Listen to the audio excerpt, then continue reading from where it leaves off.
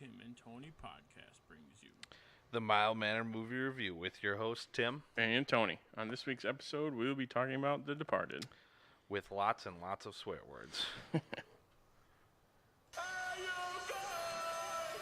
you not entertained? Cool party. Great Scott! I have an army. We have a hope. People don't forget. Welcome to Earth. I'll be back. You play ball like a girl! Yippee-ki-yay, motherfucker. We came, we saw, we kicked its ass. Fucking spectacular.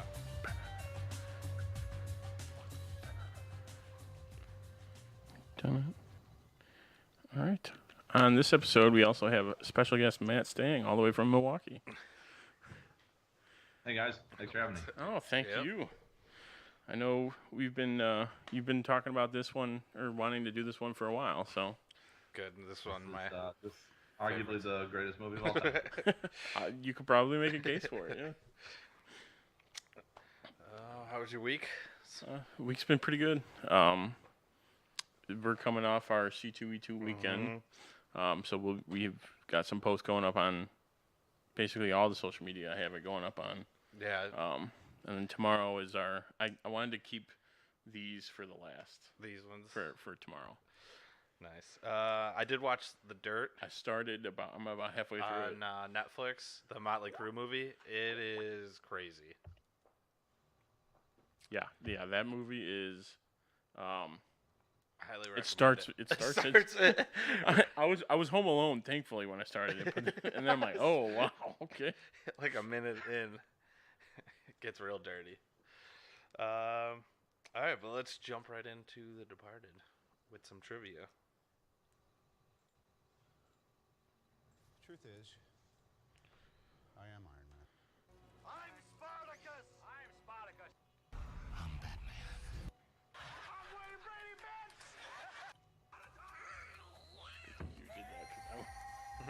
Good thing you did that, because Would have played the wrong song again. I am vengeance. I am the knight. I am Batman. I am the Clit Commander! I watched this last night. he rapped. What? They only shot for 20 days. Yes, I'm Batman. I'm rich, biatch.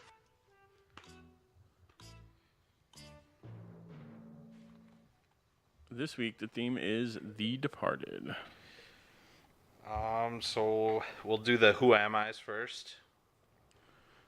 I'll go first with mine. Okay. Where is it? All right, so the 4 movies, if this loads. Okay, here we go. The first one is The Departed. Second one, Definitely Maybe. Third one, True Romance. And the fourth one, Pineapple Express. Oh, Oh, what's the guy's name? I'll take the character's name in the movie. He's the guy from Billy's cousin. Superbad too, right? Yeah. You said what? Billy's cousin? Billy's cousin, right? Yes, yep, that is right. Kevin. Kevin Corrigan. Yeah, That guy. yeah, that guy who's been in like all these gangster movies. That's just like the small role. The guy in the background. Mm-hmm. It's random fact. Pineapple Express. What did it for me? Yeah. That's I seen it. I seen it before. Random facts about him. He's of Irish and Puerto Rican descent, and he makes fun of Puerto Ricans in this movie. He plays the bass in a band, Crystal Robots, and then this one of my personal favorites. In Community, he teaches a Nicolas Cage class. Nicolas Cage, good or bad. Oh yeah, you're right. Matt, you watched Community, right? Oh yeah, great show, great show. I don't remember that particular class, but I'm sure it was cool. That's one of the shows I need. I think it's like next on my list. I keep Fantastic. bumping it up. It's great. Yeah, put it on the top and you'll blow right through it. Yeah. Once you get it started. I'll just blow through them. Okay, my Who Am I? My 4 movies are The Departed, It's Complicated, Glengarry Glen Ross, and The Cooler. Alec Baldwin. Yeah, that would be Glengarry Glen Ross gave it away. I mean, and if I would have substituted anything else, it probably would have. Yeah. Let's see. That's a Facts: good he one. is the oldest and best known of the four Baldwin brothers.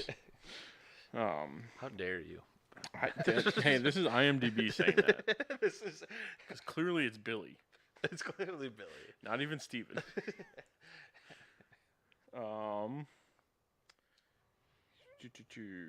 That's pretty much all I got. Because most of his facts are like, oh, he was in. Oh wait. Okay. Trivia: his wife Kim Basinger owned 11 dogs, 7 cats, and a wolf. Okay. Wolf. First of all, he was married to Kim Basinger. Yeah. I feel like he's had a lot of things going on in his life recently. Yeah. Oh, sorry, ex-wife. Ex-wife. I had to go down. Alright. Yeah, I don't think they're together anymore. And then was considered for the role of Batman / Bruce Wayne for the '89 Batman movie. I could see that. All right, who am I? All right, so I think I'm gonna switch it up just a little bit for you guys. See how good you guys really we are. Okay. So this actor from this movie was in 2 pictures that were nominated for Best Picture at the Oscars this year: A Star Is Born and Black Klansman. He played himself in one of them, and then played a Dr. Kennebrew in the second one. Is it Alec Baldwin? It is Alec. I only know that because as I was scrolling through, I saw A Star Is Born. I'm like, I didn't see the movie, but I didn't know he was in that. He played Yeah, himself no, in that no. one? I had to go a little rogue after you took my cut. So I was going to see if you could get it off of that, and if you weren't, I was going to say he also played the character Jack Donaghy. In 30 I Rock? was going to say he's the boss baby. Yeah. He's the boss, baby. I think then we definitely would have gotten it at Yes. that point. Yeah, you just got to be able to give it away at the end. Yeah. All right, so I'll go with my random trivia about the movie now. This one's crazy. Roughly 50% of the $90 million budget went to actors. Which seems like pretty low for nowadays. Yeah, and all the big names that are with in everyone this. in Yeah. this. Mark How much Wahlberg. Leo got by himself. Oh, yeah. He got 25% of that. Oh, Boston Harbor. Mark Wahlberg easily fell back into his native accent. Martin Scorsese joked that it was so thick they needed subtitles, which some scenes I could see. And then this marks the 3rd time that Martin Scorsese has used the Rolling Stones song "Gimme Shelter," using Goodfellas and Casino. All mob mafia type Yeah. connections. Yeah, definitely when I hear that song, this is immediately what movie. Oh, I think Yeah. This is the first one I think of. All right. My random trivia about the movie.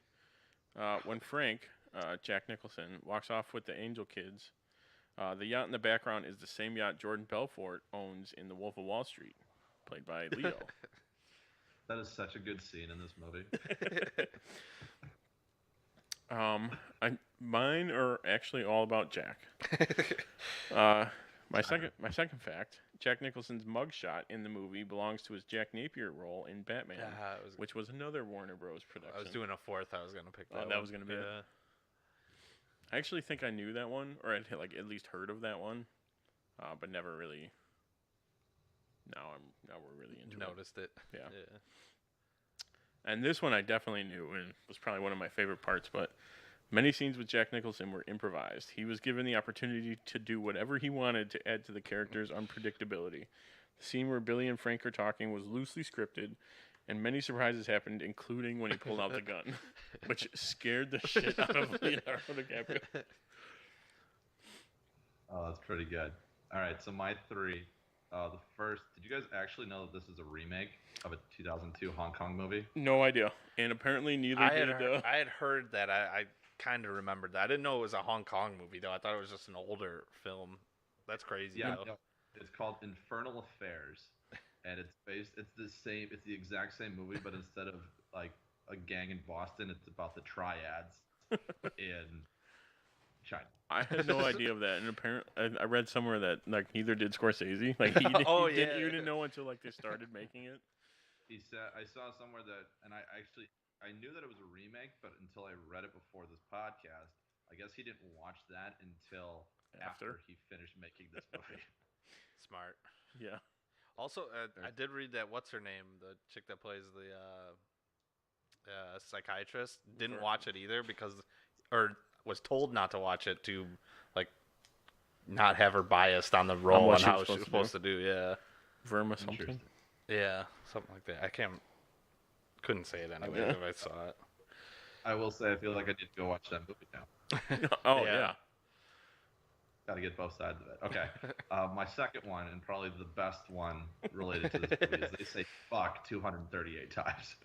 Well, I think it's fuck and any variation of the word as well. I think 'Cause, Wahlberg it's has like- about half of them. Yeah, for sure. And then one thing that I actually was kind of shocked by is this is Scorsese only Best Picture nominated, or Best Picture win. Yeah, that's insane. It's like No, one of the guys, best. made He's all like the these best director on over. the planet. Yeah, and for some reason this is the only thing that he's won on is I'll take it. I mean, it just kind of goes back to my my case of this is the best movie ever made. That would definitely bolster your case for Yes. sure. Mm-hmm. Okay, now it's time for our main event, the moment you've all been waiting for. Hold on to your butts. This week we will be talking about an undercover cop and a mole in the police who attempt to identify each other while infiltrating an Irish gang in South Boston in The Departed. All right, just go in order as Yeah. it is on the page. Make it easier. All right, starting with my honorable mentions, because I usually forget to do this. Oh yeah, we I always, always do it. go one first. But my honorable mentions, soundtrack. Like we were saying, like anytime I hear "Gimme Shelter," I think of this movie. This movie. And any Dropkick Murphy in a movie is just phenomenal for me. Yeah, The I in- Yep. would say with the soundtrack, like I didn't know about the Dropkick Murphys before this movie. No, this is definitely what put them. That was the case for a lot of people outside of Boston. So Yeah. I'd be curious to know like how much their like ticket sales and Went their up after record this. Oh, sales yeah. and everything after this movie. For sure. Then next up, the intro meeting between Costello and Colin, like when he's a kid and he gives him all the groceries and stuff. I thought that scene's good. And then when he's like, At the end of the movie. no, in the very Oh. beginning, and then he gives him the James Joyce quote, and then Oh, okay, he's yeah. like, smart Colin. That's just a great scene. Also, not to get ahead of it, but at the end of the movie when he's got the groceries, it's the same as the one. Same scene. as yeah. And then my last honorable mention is Fitzy is just hilarious in this. Even when he's in the interrogation, he's like, "Tell your mother you're gonna be late for supper." Just great. And then my number 5 is the final scene, like you said, with the groceries, yeah. but with Dignam shoots him right in the head. It's just a great ending. Like, 'cause you're like kind of sad, like everyone's dead. That's good. And then Yeah, this was one of the first Yeah. movies I saw where I'm like, all right, all of them are gone. yeah, but yeah, that's just a phenomenal scene. My 4th scene is when Billy meets Mr. French the first time, and he's drinking the cranberry juice. Just I won't say the quote because I saw that you have it, but I love that scene. Number 3 is Mark Wahlberg. Probably one of the more quotable people in the movie. Just some of the funny shit he says throughout the whole thing. And then number 2 is all the conversations between Billy and Costello, and you can kind of see how Billy evolves throughout the whole time. Like at first Yeah. he's super nervous, and then kind of like is getting used to it, and then like when he goes crazy, is very nervous again. Yeah, but like you said, like the improv of the last one when he pulls the gun out, that's one of my favorite scenes. Talking about the rats and stuff, which was great. And then number 1 is just this cast is unreal. Like Oh, the yeah. fact that they paid them half of the budget of the movie makes sense. Also, like this movie coming out in 2006, when I was looking up people, like was it like in the middle of most people's careers? Yeah. It's like insane to think about now. Yeah. And all their phones are flip phones. Like, All their phones are. half the scene could have been cut just by using like smartphones and stuff now. Oh, we're at the tell your mother you're gonna be late Yeah. for dinner scene. Oh, great scene. Great scene. Who the fuck are you? You need a different attorney. Just walks out. All right, so my honorable mentions or top 5. Read it as it is on the I was- page. but that's what I was going to. I wrote down Anthony Adams. He can't get no respect. Definitely not the Bears player. I'm pretty sure I was thinking of. It's Anthony Anderson is who I was looking for. Is my honorable mention. And then my number 5 is like all the dynamics between the characters. So like between Billy and Colin Frank, and Billy and Dignam, and this, et cetera. Like all the pairings. Like just you could see like you were saying, the subtleties and how they change and grow throughout the movie. Like depending on who's in what scene and what they're doing. Number 4, the warehouse scene with Costello and Colin. So basically the end of the movie. Just like when he's like, oh no, I didn't give anyone. And he tries to shoot him anyway. And he misses because he's basically shot up already. Dying. Yeah. Which leads to my number 3, which is the end scene. Where Mark Wahlberg just pretty much takes over and like drags him around. He's like, just kill me. It's like, oh, I am killing you. I think that was a little bit earlier, but Yeah. it still counts. My number Still 2. counts. My number 2 is like all the meetings in the bar. So like the cranberry scene, the scenes with Are you a Jack cop? Nicholson. Yeah. He's like, no, I'm not a cop. An AUP or AWP. I'm trying not to do an impression because it would be probably offensive.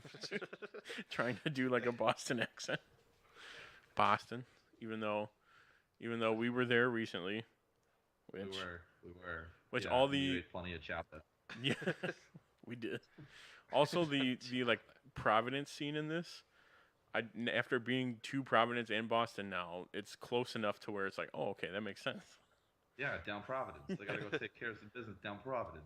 Don't pull it. And then my number 1 is all the like subtle clues and hints in the background of the movie. So like the most famous one is when there's a character death, there's a big X somewhere in the scene in the background. The most obvious one, the rat at the end, and then like when he sees like the envelope on his desk and kind of puts it together. Yeah. And, like that scene, it's like small enough, but you can, as the audience, you're like, oh, okay, now he knows, or now he put it together. So That's not how you spell citizens. You fucking idiot. What does he say? oh, He starts showing everybody, like, look at this. I can't get you your money. All right. So mine, you guys actually took a decent amount, but honorable mention, definitely throw the soundtrack in there. That's probably one of the biggest things in terms of honorable mentions for me. You have Give Me Shelter, you have Comfortably Numb, you have Drop Murphys, you've got, I forget what else is on there, but the whole soundtrack's just incredible. Off of that, my number 5 is that like the intro montage where you've got both characters and it's showing one in the both in the academy, and then they end up getting to that initial interview at the very beginning and kind of understand both their paths. That's really, really cool. And you nailed it because we're both suckers for montages. So Love a good montage. Gotta do a good montage. Number 4, and I can't believe this hasn't been brought up yet. Everything involving the trade with the Chinese, like that whole section where you've got the cops on one side and they think they've got him and they're tracking all the phones and they've got one phone on and then they see that there's the correspondence between Martin Sheen's character and Billy. And they're going back and forth, and then he just, for some reason, when you close your phone, It turns off. Oh, that's how they all worked back then. Duh. So you've got that, and you've got Alec Baldwin's character just being like, "Oh, we've got our friends from the FBI, and they get here," and going through about with that, and then it flips over, and you've got Jack Nicholson, and they're in there actually doing the trade, and the translators. There with the member from the Chinese government. He's like, oh, he's scared shit. He doesn't really know exactly what it is. It's just a whole great scene. Probably one of my favorites of the whole movie. Number 3, and you guys both mentioned this, but the last shot of the movie when the rat comes out on the balcony after everything, it just kind of sums up the whole movie, and again, is very symbolic there. Which I read the rat was completely CG'd. yeah. It was a completely computer animated rat. Oh Which yeah, you can would- definitely. Oh yeah. Now you can. I heard they wanted to get rid of it too. I thought I read an article like a month ago that they were starting a petition to get rid of the rat at the end. But like, that makes no sense. Why you would get rid of it? Yeah, I'm pretty sure someone came out and was like, "Yeah, no, we're not gonna do that." Yeah, that'd be silly. And then my number 2 is Queenum and Dignam's initial interview with Billy, where they interrogate him about his family's past and just kind of Wahlberg just rips into him. He's just being mean to the new guy for now. And then obviously number 1 is definitely the shootout at the end when they're on the roof, they're in the elevator. Anthony Adams shows up. God, this is gonna be another one of those things that sticks. I still remember the first time I saw this movie, and the elevator doors open, and yeah, and my jaw hit the ground. So if that ever happens, that's a great scene. Yeah, that was. You're right. That was like the most like, all right, fine, they're gonna go down, they're gonna take him in, and then boom, dead. You're like, oh, that is not what I expected to happen. Yeah. Oh, that also leads to another great quote when Queenan goes, "Anybody got a light?" That is it. That's another great scene. All right. A few problems. I didn't write anything down, but you did bring up one. Closing a flip phone doesn't turn it off. That's my one problem. I'm taking that. Sometime in the future, people are going to be watching that and think that flip phone's turned off when you close Every time you close them. I'm like, why would you ever close it? So that's my one problem. My problem's kind of like a funny, because I don't think they address it in the movie, like how it's actually spelled. But the spelling of Madeline, it's like one of those, like how you would say it, but it's not how most people spell it. So it's just like, why would they go through the extra effort? I mean, it's probably more of an Irish type. Spelling. Yeah. I would guess is why they went with it. But that's just my gripe. Also, the little my original gripe was the little kid in the beginning did not look like Matt Damon in the slightest. But then I thought I yelled at him for that. I said that he looked like very much like him. Like when they do the scene where it shows the kid and then it cuts to Matt Damon, like that could definitely be his kid even. They cast the kid because he looks like that. Yeah. Okay, yes. And then upon rewatching it twice now, I was like, okay, maybe it looks a little bit more like it. This is the time of the podcast where you put up the pictures of each one of them, and we let the audience decide. Why did you not? I didn't know you were so opposed to this. I would have gotten 2 pictures. That is on you, then. Okay, my 2 kind of problems with this movie are both somewhat related. So it's a movie in Boston, right? Yes. And they shot most of it in New York City. Oh yeah, I mean, most of it looks. Besides the obvious scenes where it's like, okay, they have the Boston Harbor there, they're at the courthouse that we saw, or whatever it is. Yep. Like, I did to cut you off, but I did read that the tax break in New York was like 15% at the time, and Boston was only 5%.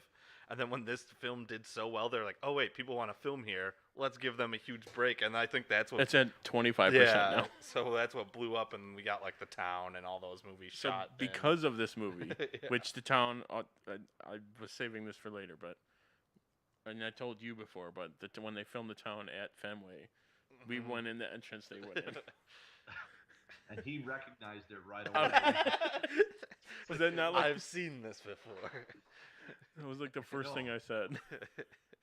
Once again, you're saying this is leading the way to all these other great movies. Yeah. Departed is the greatest movie ever created. All these good movies. Sorry, good, not great. Okay, so then my other kind of gripe is related is the fact that Jack Nicholson refused to wear a Red Sox hat, so he wears a Yankee hat throughout the entire movie.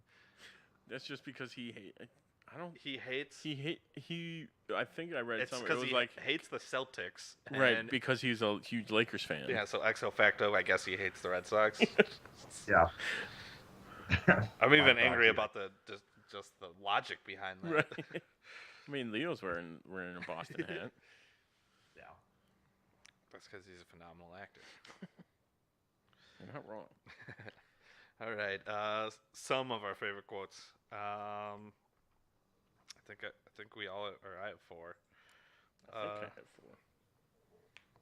four. My first one is your Chinese trade scene with Digman walks in.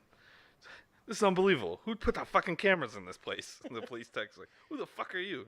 He looks at him. He's like, "I'm the guy who does his job. You must be the other guy." And then they get into a huge fight. Just great. Is that the scene now? Oh yeah, it is. Perfect timing. And then I just love this one. This Frank Costello walks into the bar and he's like, "Who let this IRA motherfucker in my bar?" And this guy looks terrified when he says that. He's like, what does he say? Oh, he's like, "Only kidding. How's your mother?" And she's like, "Oh, I'm afraid she's on her way out." And he's like, "We all are. Act accordingly." Just walks away.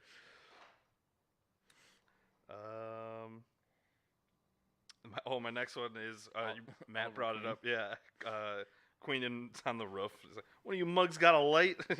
Then Fitzy's, "Where's your boy?" He's studying law at Notre Dame. Like, "Where's your fucking boy? Goddamn motherfucker! Now where's your fucking boy?" Me and Bulger used to yell, "Where's your boy?" all the time. in trying to do the accent, it was just awful. Where's your fucking boy? And then my last one is from Madeline and Colin in the elevator. She goes to give him her card. "Here's my card." He's like, "Nah, I don't need that. I'm a detective. I'll find you." And like as the doors are closed, he's like, No, I'm kidding. I need the card." Need the cod.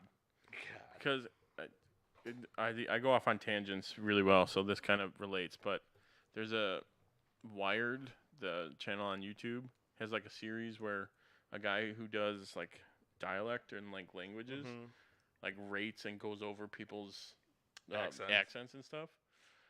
And whenever it comes to a Boston one, it's always like they always drop their R's. So there's like car, pock, like they don't really say them. So that's yod, yeah. God. So it's like I hear that every time. You parked the car on the yard. You dropped your R's. Yeah. Yeah. Yeah, that first like even dropped would be dropped. All right, so my favorite quotes.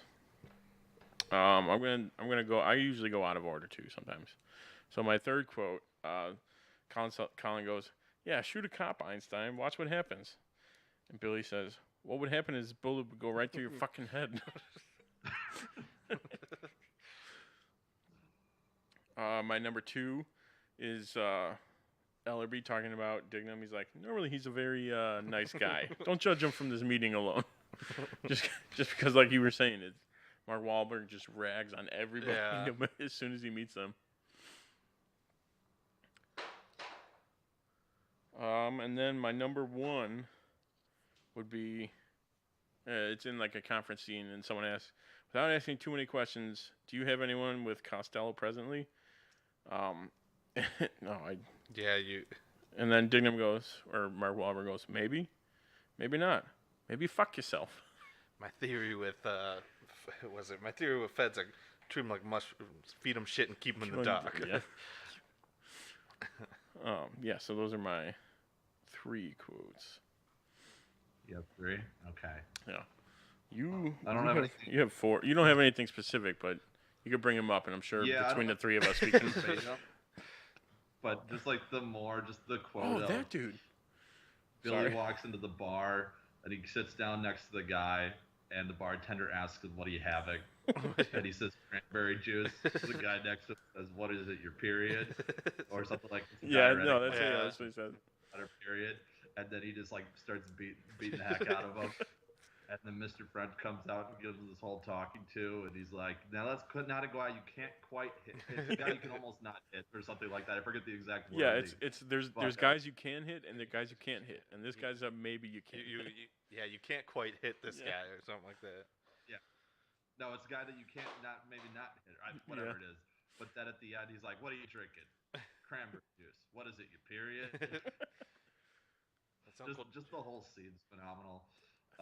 My second one, probably not going to go verbatim on this one, but I can't believe we haven't talked about it yet. But it's the intro rugby scene at the beginning when they're at the very, very end, and the firefighters and the police officers are going back and forth at each other and talking about going up and getting in a tree and stuff like that. Yeah, I'm not going to go word for word on that one, but everybody that's seen the movie will know exactly what one that is. Firefighters getting pussy in the first time a fire or pussy. There it is. There it is. That's a good one. Yeah, I saw you put that, so I didn't want to take any of the fire. I figured we were going to talk about it. And then obviously, I mean, I would say there's better overall actors, and these guys are more kind of not necessarily the main characters, but Mark Wahlberg and Alec Baldwin are just quote machines throughout this entire movie. I think we already did one over a bunch of them, but my favorite Baldwin little little quote that he has is when they're over at the driving range. He's talking about marriage, and he's talking about how it's important. He's like, it's important to have a good cock, and he's like, "Is your cock working?" And David goes, "Oh yeah, overtime." Oh yeah, overtime. That's good. I mean, and I couldn't pick one Wahlberg quote. I mean, there's so many. I mean, the initial interview with Billy. I mean, he just goes on a tangent. It's just he's not even really. He's acting this movie, but I'm sure a lot of it's just like, oh yeah, this is just how something I would talk to with my boys when I was like running the streets of Boston. Also, that too kind of related. They said, or I read that he based a lot like his portrayal on all the times he ran in with the cops when he was younger. Yeah. I heard because him and his family were just a mess when they were younger, from what I've seen. Or I think one of my favorites, we were talking about it beforehand. That dude, the dude from Shawshank, the sister. Oh yeah, he's in a bunch of the Saw movies now too. Oh no, but tangent. But sorry, the one where they're Baldwin and Wahlberg are talking. He's like, "How's your mother? Tired from fucking my father. How's your wife? How's your wife? Tired from fucking me." Just like one of the best. And that's like. That's another problem. They need more of those interactions between just them two. Would be hilarious. Yeah. Two other ones I just thought of is when Damon goes to dinner on that date and they bring the dessert. And he's like, I don't know whether to eat it or to shoot it. And then when Damon makes the. One of his, I forget the character's name, but he comes in full uniform. Come to work like you're invading Poland. Which also that I read apparently the Nazis based their uniforms on the Massachusetts police uniform, so that's kind of why the line makes sense. Yeah. Well, who knows if that one's actually true? Yeah. That's kind of a far-fetched one, but. Yeah, it was so tough. I didn't even come up with 4, but we could just do departed quotes. You could just do the interview scene, and that's 4 or 5 quotes right there. You don't know any Shakespeare? Well, see, and even watching the movie on silent, you could see the accents. Some of them. You could see the accents on their face. All right. Next up, recasting, which I started my original thought on this when I was putting this down. I was like, let's go all Boston. So I just looked up Boston actors and actresses. I mean, most of them are still. Yeah, near the end, I just switched it up though. So for Billy, for Leo's, I thought John Krasinski, because he could play the nice guy in the beginning and then get real dark afterwards. Jack Ryan, so yeah. Colin, I went with Chris Evans because he could play that nice guy but still be a prick, I think. Not another teen movie. Yeah. Ellerby, so Alec Baldwin, I went with Ben Affleck kind of just because I could see like they look similar-ish in size now. And you're telling me the kid didn't look similar? What? All right, the kid looked way more similar Yeah, than. I'd agree with Tony. Ben Affleck does not look like Elf. All right, size-wise, like they got that same build. I feel like they could. Okay, Ben Affleck's a bigger I'll give guy. you the build. Yeah, he's jacked now. Yeah. Dignan went with Dennis Leary, which then I found out that Dennis Leary was the first choice for this role. Yep. So I should be a casting person. Casting director? Yeah, there you go. Then Queenan, I went with John Slattery. Slattery, I don't know how to say it, but he's from Mad Men. He played, he was in the Marvel movies too. He was Howard Stark. Oh, okay. I think he'd be good. Wait, which one? Because there were two. The original one. Oh, not Dominic Cooper? Yeah, not. Okay. Yeah, you knew the other guy. Then for Madeline, I went You're with. right, I did know. Yeah. For Madeline, I went with Emily Blunt just because her and John Krasinski are married, so that makes sense. So they'll just be cast in every movie from now on. Mm-hmm. The prequel. Yeah. Fitzy, I went with Bill Burr just because he's got like the biggest Boston accent, and I think he'd be funny in it. Saving Costello? Yeah, I am. Mr. French, I went with Cameron Britton from Umbrella Academy. Looks kind of like Mr. French. I think we're alone now. And then my last one is Costello. I went with Michael Keaton. So instead of Joker, I went with Batman. Wonderful. Yes. Just the way everyone intended it to be. All right. For my recasting, I kind of went with along the same lines, but I went with those who were originally cast and like who they originally wanted for the parts. So for Billy, they wanted Tom Cruise.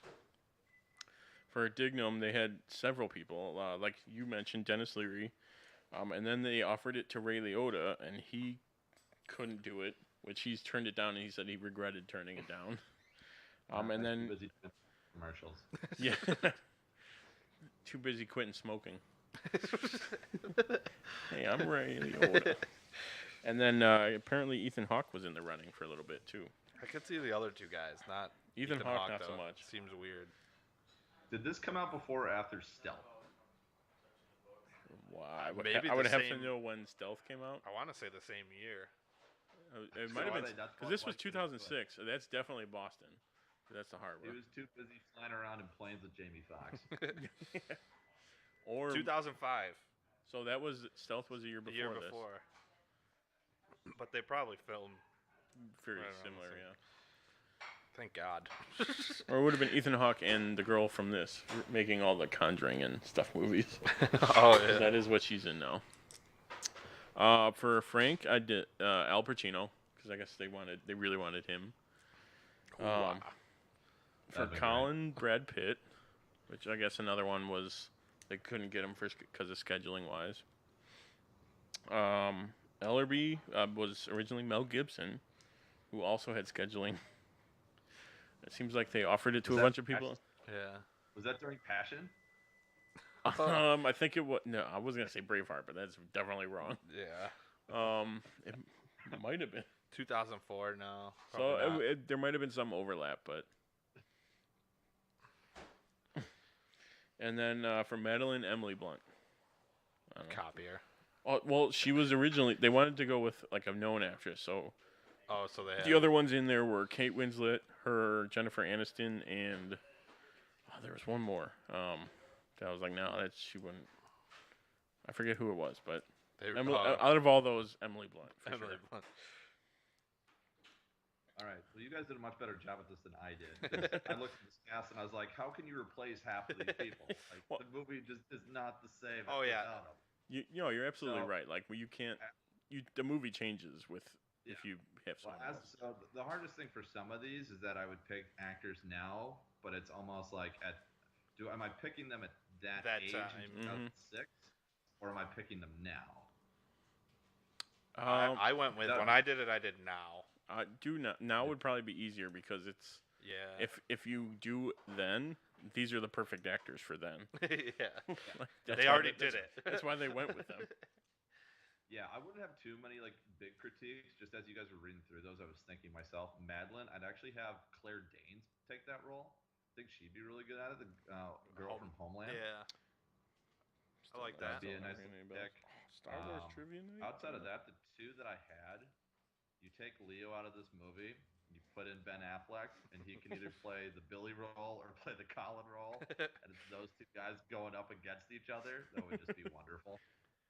Also, I was thinking like Jeremy Renner had a pretty good Boston Ooh. accent in the town, so Ooh, yeah, you could could fit him in there. You could slip him in somewhere. Then it just becomes a town sequel. Or it's Town the sequel. Yeah, who knows? Yeah, Town was the sequel. Oh, if we're gonna do that, then we gotta bring John Hammond here at some point. So he probably takes the Alec Baldwin spot and takes Eller. You know what? I like that. I'm gonna change my Wait, pick. who was the girl in the town? Blake Lively. Oh, Blake Lively. I was like, Emily Blunt. No. We'll leave her in. Yeah. Might as well. And you know who else I would bring in here, but I don't think it necessarily would fit, is you replace the Queenum role with Denzel. Training Day?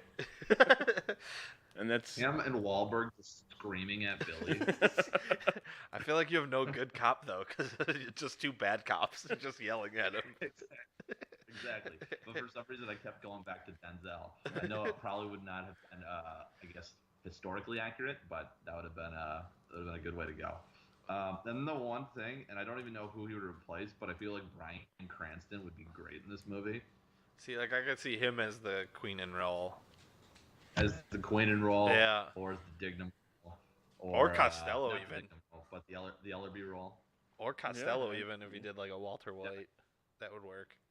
See, that's the thing. No one, he was Malcolm in the Middle back then, so no one knew he could be Walter. No one knew that he had it in him. All right, nice choices. All right, final thoughts on the movie. I can't really. That was actually perfect too. The photo. So, for being a 2.5-hour movie, it really doesn't feel like it most of the time. Although I have it on DVD, and if you leave it on DVD, it just keeps replaying over and over again. So it feels much longer. It's kind of a good movie. Yeah, just I'll wake up to the second start of Dropkick playing. Like, Departed's on. Yeah, I keep saying it. It's my favorite movie of all time, and everything that we've discussed. So many good quotes, great cast, so many awesome scenes. I know that they've said I've heard people being like they should do a sequel. They should not do a sequel. No, they should not. And I feel like Scorsese wouldn't even let them do it. I don't think. Yeah, I can't see them doing it. And I did see that they were thinking about it, or like the studio was thinking about it because it made so much money that they wanted to, and it would follow Mark Wahlberg's character. But now it would be the same. They'd still have to use half the budget to pay the people. It would be a very different movie though, because half of the people died in this one. So it's like it wouldn't be a sequel anymore. It wouldn't be the same. Yeah, you can't do a sequel to this movie actually. It's like impossible. Yeah, you follow one of the guys that survived. Yeah, but I agree. You can't do a sequel. Yeah, love this movie though. Yeah. All right, so now we're going to move on to ranking our top 5 Matt Damon movies. All right, I will start with my honorable mentions. I picked 3 of my favorite cameos by Matt Damon. Thor Ragnarok as Loki. Deadpool 2, he's the hillbilly talking about how to wipe his ass with baby wipes. By the truck. Yeah. And then Eurotrip when he's singing Scotty Doesn't Know. Oh, come on. That's probably one of the greatest then cameos. Number 5, Saving Private Ryan. 4, Good Will Hunting. 3, Dogma, and any of him and Kevin Smith's movies are pretty good. 2, the Ocean's movies. And then number 1, this one. If I had one more, I would throw in like The Martian. I really like that one. I haven't seen it, so I couldn't rate it. I'm not going to do that again. But my honorable mentions, I kind of went with a mix. So the first one would be Monuments Men, then Saving Private Ryan, then go into my kind of cameo. So Jay and Silent Bob Strike Back, Thor, Ragnarok, and Deadpool 2. Number 5, Good Will Hunting. Number 4, Rounders. Oh, that's a good one too. Yeah, which when I was looking through the list, I'm like, I really like that movie, and neither of you had it on yours, so shame on you. Never seen it. Oh, you would like it. Him and Yeah, I'll put Edward him Norton, on. right? Him and Ed Yeah. Norton. It's basically Ooh. 21, but Better. but yeah. I haven't seen that either. Don't watch it then. Oh, you don't need to. You could. I mean, it's got what's his face, but Yeah, it's okay. This is much better. Rounders is much better. They don't have a scene that says, "Look, guys, all red." All Reds. I'm getting there. Number 3 would be the Bourne series, Ah, I forgot about those too. Oh. Big fan. which crazy. They were almost all before this movie. Which I guess the timing of movies been released, I was just Yeah. like, oh, they all came out in 2010, but like, no, they're like 2002 when they came out. Number 2, the Ocean's movies, and number 1, The Departed. As it should be. Yes, Yes, it should be. we're all in agreement there. Okay, so my honorable mention, some have been taken, is Scotty Doesn't Know, Euro Trip. Great scene. Just no, you would not expect him to play a character like that. I think A that bad little mention, but just a great movie. the first time seeing it, I was like, Uh, oh, that is Matt Damon. You're looking at it, you're like, is that Matt Damon? I can't believe neither one of you picked this, but we bought a zoo as an honorable mention. To be honest, I don't think I've seen all of it. I would throw it on there. I think I'd throw the Bourne movies on my honorable mention though before this one. What? Yeah, I like That should be in your list, which should be the Bourne movies. the Bourne movie. A feel-good story where Matt Damon Buys a a zoo zoo? for his family. Isn't Scarlett in that movie too? Just the romantic interest, so it's a Yeah. it's a nice little, it's a good family flick. And then my last honorable mention would be Invictus. Have either of you seen that one? Yeah, that's a good one. No. I should have put that one on there. Morgan Yeah, Freeman. it's the whole South African rugby team and who plays? Oh, Morgan Freeman. Oh, plays okay. basketball. Now I know what Great. movie. Yeah. No, I have not seen it. Okay, so my number 5, and I feel bad putting it number 5, but You should. Ocean's 12 kind of puts it down here for me. Doesn't matter. But the Ocean's movies are, and I wouldn't necessarily consider. I think it'd be one thing if it was more of a true full Matt Damon movie. Yeah. If he was, he is a big fit, but it's more of a George Clooney movie than a Matt Damon movie. In my opinion. Oh, absolutely. Well, I mean, you number can make a case for 13. He kind of takes over. That's true. Very, very true. But yeah, But yeah, like I see what you mean. But if 12 wasn't as bad as it was, even though I still Then like it'd it. You're absolutely right. Number 4, I also have Saving Private Ryan. Just a great film, and when your character name is in the title of the movie, number 3, Good Will Hunting. Also named in the title. Honestly, I feel bad putting Good Will Hunting at 3 because he created the whole movie. So Right. if we're doing movies, I feel like that should almost be number 1, but that's not why we're here. Number 2, honestly, the Bourne series could have probably 4 of the top 5 here because they're all fantastic On their own. I was very skeptical of the newest one, but that blew me away, especially like that opening scene. You're like, they really just did that. Oh yeah. And then obviously number 1, The Departed, just a phenomenal movie. Agreed.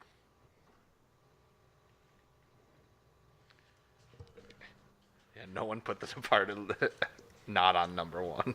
Yeah. No. It would almost be the wrong thing to do if it wasn't. Almost as bad as Anthony Adams. See, but that's funny. I'm making content here, guys. I'm not perfect. Not perfect. All right, that has been our show today. Hope you enjoyed it. You can follow us on social media and our website, timandtonytalk.com. And remember, share this with your friends. Make sure to join us next week for the Mild Manner movie review when we discuss The Avengers. Same bat time, same bat channel. Thanks for listening. I'm Tim. I'm Tony. And special guest, Matt. Thank you for joining us. We are... Oh, I always forget this. We are the Three Musketeers. That's just the basic one. The basic. Good night.